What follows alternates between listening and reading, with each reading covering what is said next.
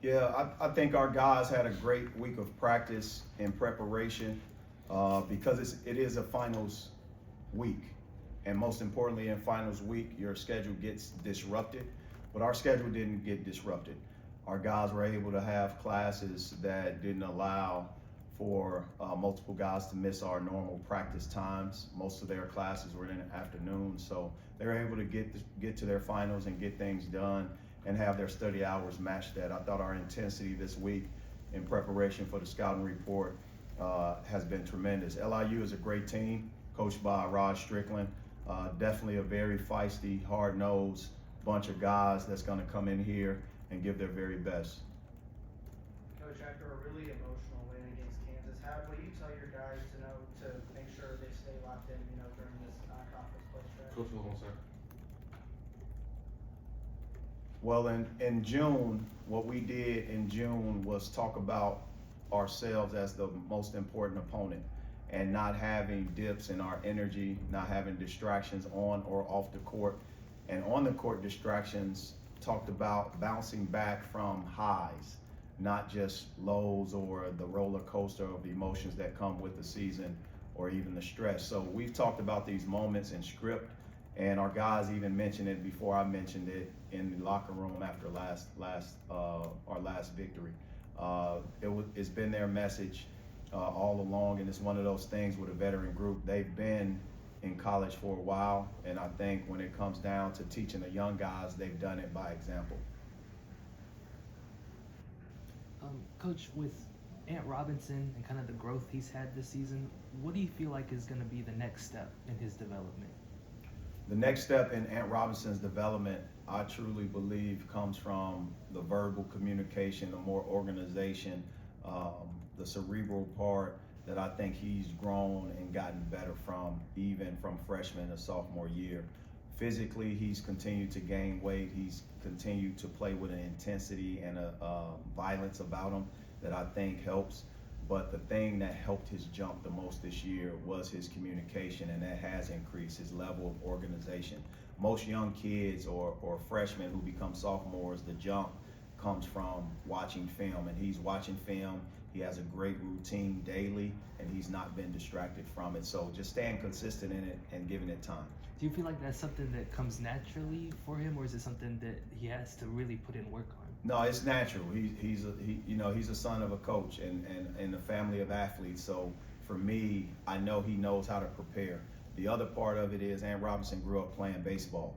And when a kid grows up playing baseball, there's a lot of things from the standpoint of preparation, not only preparation, but development, not only development, but in-game procedures and routes and plays and different scenarios and situations you got to be able to sift through in battle. And he's done that. And it's just applying those things into basketball.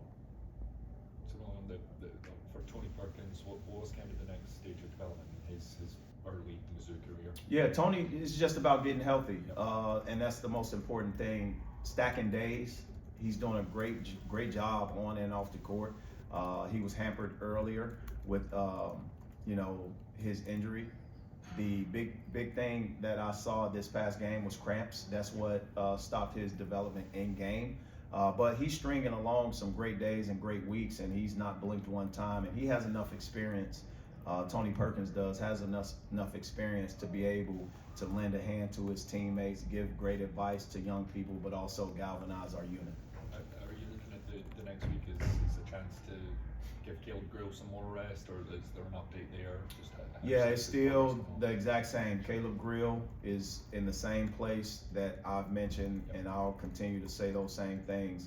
It's day to day, but more importantly, we got to see what he feels like, and ultimately, he's in great spirits. You guys saw him this past week, or even in practice, just being there, being available, talking, and being involved. And his voice is more important than anything at this moment in his career for us.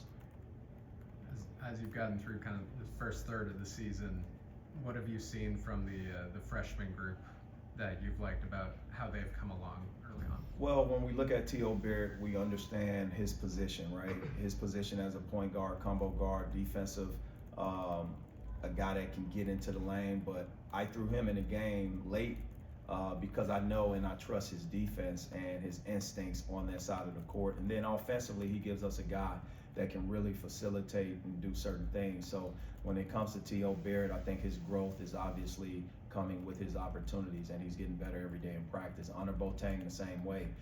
These guys are getting better in practice. Honor Boateng is very, very talented. There is no doubt about it. I truly believe each freshman has their own route, own path to follow in terms of when that moment, that aha moment comes. Honor is right there on the cusp of it. I'm interested to see when school is out who makes that other jump as a freshman, because when they can just concentrate on basketball for the first time being on a college campus, that's when guys get better. That's when guys are diving into certain things, and that's when it sometimes clicks. Marcus Allen has played more than any freshman this season.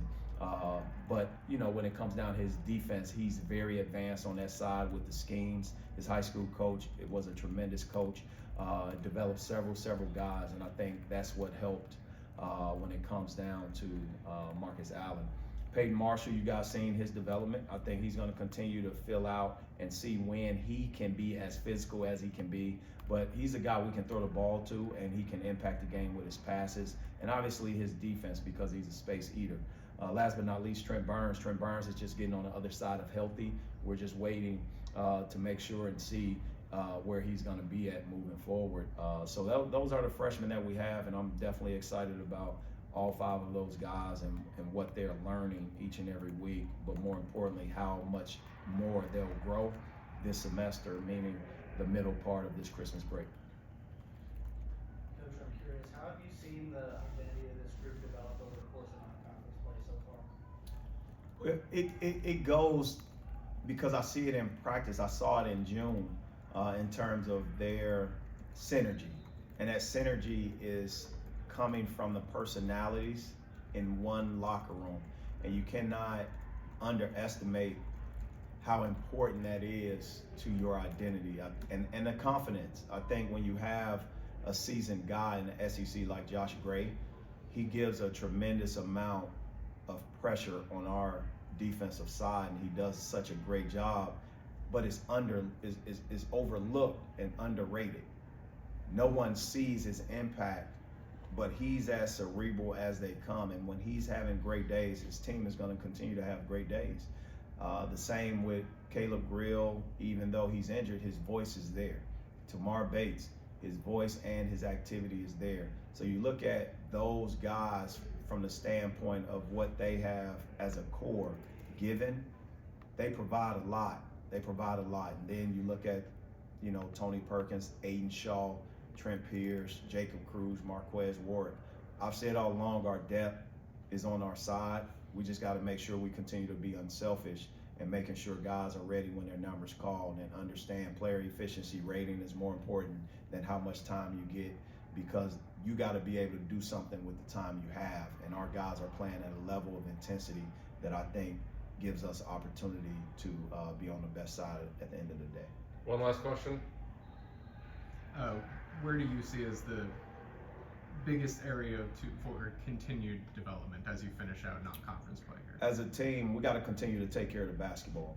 I think possession by possession, that's important. I would like to have some more inside baskets. When I say inside baskets, you got to have a balance back to the basket. And I think Josh Gray, Peyton Marshall, Mark Mitchell, Aiden Shaw, they can provide that. When I say taking care of the basketball, I want a bigger deviation between assists and turnovers, meaning I want to see 18, 19 assists and not just 12 to 14. In years past, we've had games where we've had 20, and we hadn't had that yet. So I think that's an area that I can and our team can improve on. The last but not least is making sure our defense is available and ready every single day. And I think when it comes down to doing that, you got to close possessions from the rebounder. And our team, I want to see Josh Gray in more double-digit rebounding games. I want him to lead the conference in rebounding, and I think he's capable. I want that to happen, not only for me, but for him. He deserves it. All right, thanks, Coach. Thanks, MIZ.